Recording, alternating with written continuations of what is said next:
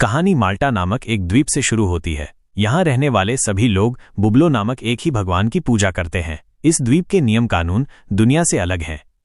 यहाँ सिर्फ बुबलो की इच्छा ही चलती है। हाल ही में बुबलो पर हमला हुआ था, लेकिन हमलावर का पता नहीं चल पाया है। बुबलो ने जिसे ये काम सौंपा था वो भी नाकाम रहा, जिससे बुबलो बहुत क्रोधित है। तभी बुबलो का एक आदमी उस व्यक्ति को मार देता है जिसे हमलावर को ढूंढने का काम मिला था।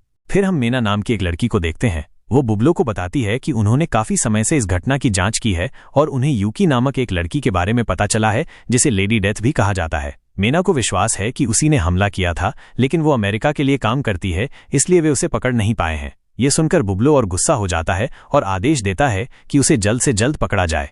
कहानी लॉस एंजेलिस पहुंचती है, जहां हम ब्रेंडन बैकेट और उसके साथी रो को देखते हैं। वे CIA के लिए काम करते हैं और सरकार उन्हें विशेष मिशनों पर भी भेजती है। ब्रेंडन एक बेहतरीन स्नाइपर है, जबकि रो मुकाबला करने में माहिर है। वे अपने बॉस रॉबर्ट से मिलते हैं, जो उन्हें माल्टा जाकर यूकी को बचाने का मिशन देता है। यूकी को लेडी डेथ भी कहा जाता है और माल्टा का तानाशाह बुबलो उसके पीछे पड़ा है। रॉबर्ट जोर देता है कि उन्हें तुरंत जाना होगा, वरना यूकी की जान खतरे में है।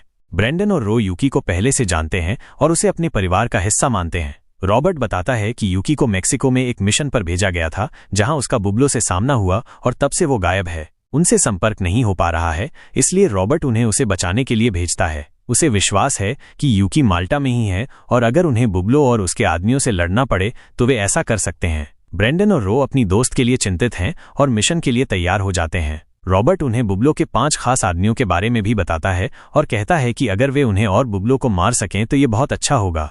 दोनों माल्टा पहुंचते हैं। ब्रेंडन बुबलो के घर के बाहर स्नाइपर राइफल के साथ निगरानी करता है, जबकि रो अंदर जाता है। रो एक गार्ड को बेहोश करके उसके कपड़े पहन लेता है और आसानी से बिल्डिंग में प्रवेश कर जाता है। अंदर एक बड़ी पार्टी चल रही है, जिससे बाहर के लोगों पर किसी का ध्यान नहीं जाता। रो इशारों में ब्रेंडन को सब कुछ बताता है और अंदर चला जाता है। अंदर रो फावा नामक एक आदमी को देखता है, जो बुबलो के 5 खास लोगों में से एक है। रो उससे कहता है कि बुबलो उससे छत पर मिलना चाहता है। फावा चला जाता है। तभी ब्रेंडन एना पर नजर रखता है, जो उन 5 में से एक है, लेकिन वो उस पर गोली नहीं चलाता। रो पार्टी में कैटरीना नामक एक और लड़की को देखता है, जो उन 5 में से एक है। वो उससे भी वही बात कहता है कि बुबलो उससे छत पर मिलना चाहता है। कैटरीना भी छत की ओर निकल पड़ती है। ब्रेंडन मस्किट नामक बुबलो के चौथे खास आदमी को देखता है और बिना देर किए उसे मार देता है। फावा और कैटरीना छत पर पहुंचते हैं और बातें करने लगते हैं। उन्हें समझ नहीं आता कि वे बुबलो से कैसे बात करेंगे, लेकिन अब वे दोनों ब्रेंडन के निशाने पर हैं। जैसे ही वे एक दूसरे के सामने आते हैं, ब्रेंडन एक ही गोली से दोनों को मार देता है। अब बुबलो के 5 में से सिर्फ एना और डॉक्टर जोरिन ही जिंदा बचे हैं। ब्रेंडन का अगला निशाना एना है। वो देखता है कि उसके पास एक बॉडीगार्ड है। ब्रेंडन पहले बॉडीगार्ड को विचलित करता है और फिर एना को मार गिराता है। अब उनका आखिरी निशाना जोरिन है, जो भाग रहा है, लेकिन रो उसके पीछे है। नीचे आने पर जोरिन को शक होता है और वो रो पर बंदूक तान देता है। रो भी हमला करने के लिए तैयार होता है, लेकिन तभी यूकी आकर दोनों के बीच खड़ी हो जाती है। वो रो से कहती है कि जोरिन उनका साथ दे रहा है और उसे मारने की जरूरत नहीं है। वो कहती है कि ये एक लंबी कहानी है जो वो बाद में बताएगी। तीनों साथ में आगे बढ़ते हैं, लेकिन एक गार्ड उन्हें देख लेता है। इससे पहले कि वे कुछ कर पाते, रो गार्ड को मार देता है।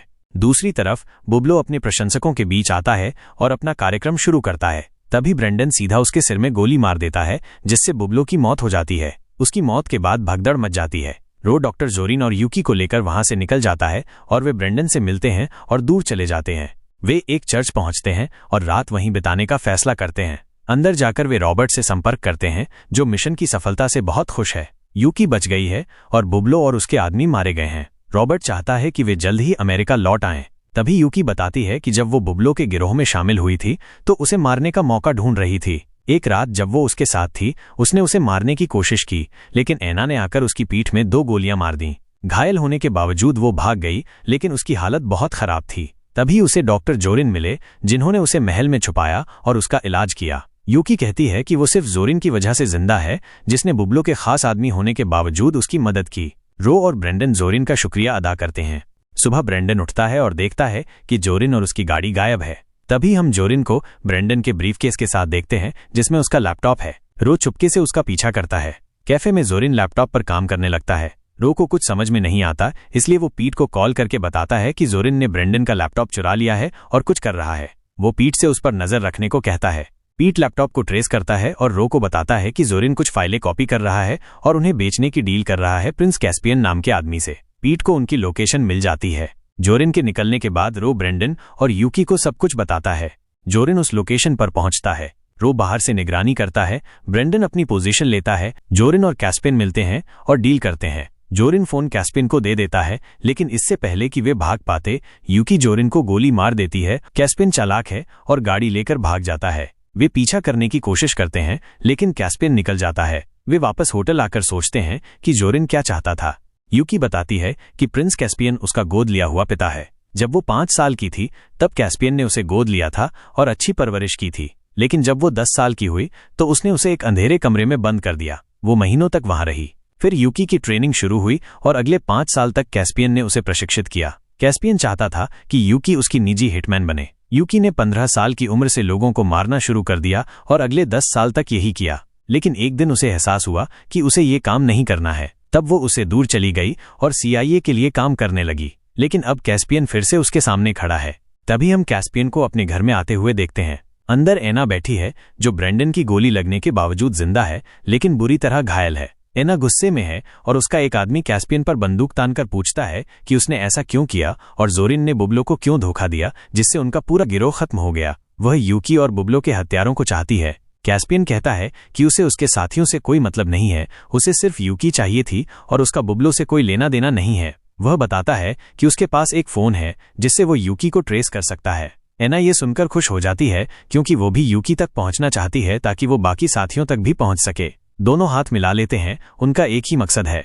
वे हर रोज यूकी को ट्रेस करते रहते हैं। एक दिन उन्हें पता चलता है कि यूकी अपने साथियों के साथ बाहर है। वे एक हिटमैन भेजते हैं। यूकी एक कैफे में अपने साथियों के साथ बैठी है। तभी हिटमैन आता है और अंधाधुंध गोलियां चलाना शुरू कर देता है। काफी देर तक गोलीबारी होती है। फिर रो और ब्रेंडन भी जवाबी फायरिंग करते हैं। एक गोली हिटमैन को लगती है और वो गिर जाता है, लेकिन जब वे बाहर आकर देखते हैं तो वहां कोई नहीं होता। वे समझ नहीं पाते कि ये कौन था और उसने हमला क्यों किया। वे वहां से निकलने लगते हैं।